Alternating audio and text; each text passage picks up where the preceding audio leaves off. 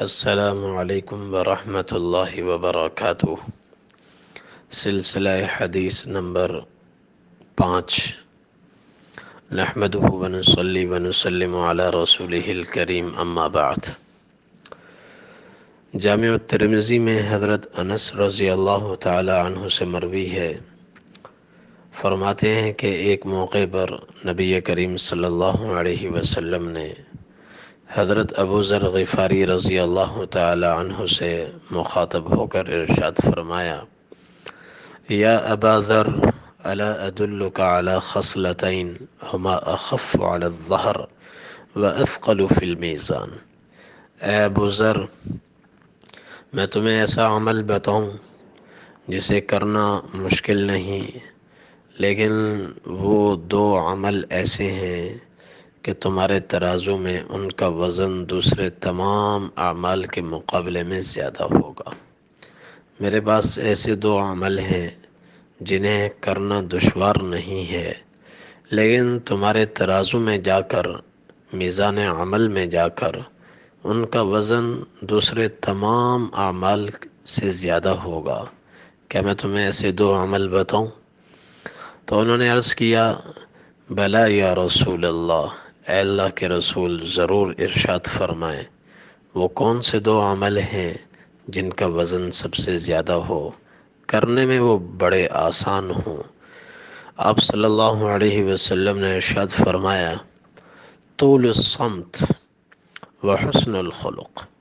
وہ دو عمل ہیں، ایک طویل خاموشی اختیار کرنا اور دوسرے اچھے اخلاق اپنانا۔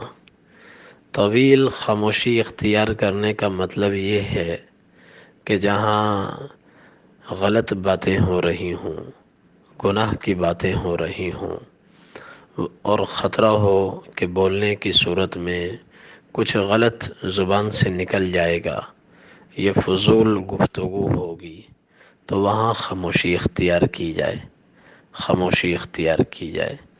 ایسی جگہ خاموشی اختیار کرنا اتنا بڑا عمل ہے، اتنا بڑا عمل ہے کہ قیامت کے دن اس کا وزن دوسرے تمام اعمال سے زیادہ ہوگا۔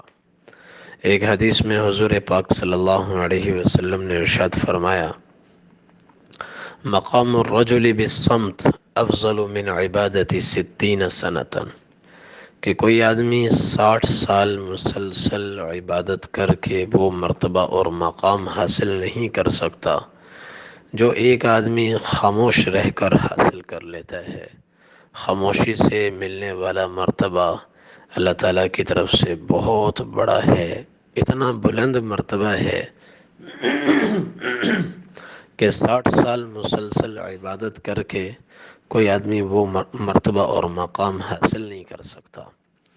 تو خاموشی اختیار کرنا، جہاں خطرہ ہو فضول گفتگو کرنے کا، یا جہاں خطرہ ہو زبان کے گناہ میں مبتلا ہونے کا، وہاں خاموشی اختیار کرنا اعلیٰ درجے کی عبادت ہے اور آسان بھی ہے۔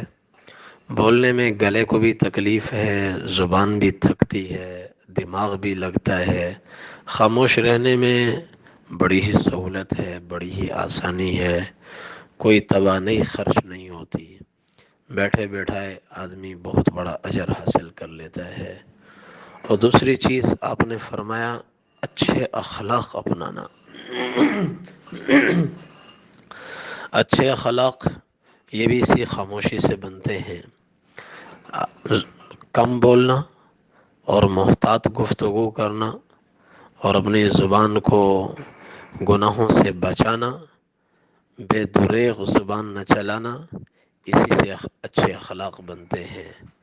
اور اچھے اخلاق کے 3 سنہرے اصول ہیں: صل من قطعک، جو تم سے توڑے اس سے جوڑو، واعف عمن ظلمک، جو تم پر ظلم کرے، زیادتی کرے، اس سے درگزر کرو، واحسن الی من اساء الیک، جو تمہارے ساتھ برا سلوک کرے اس کے ساتھ اچھا سلوک کرو۔ یہ اچھے اخلاق ہیں اور وہ خاموشی ہے۔ یہ دو اپنے اندر پیدا کریں، آسان ہے ان کو پیدا کرنا، لیکن اللہ کی بارگاہ میں ان کا اجر و ثواب بہت زیادہ ہے، اور یہ چیزیں انسان کو بلندیوں تک پہنچا دیتی ہیں۔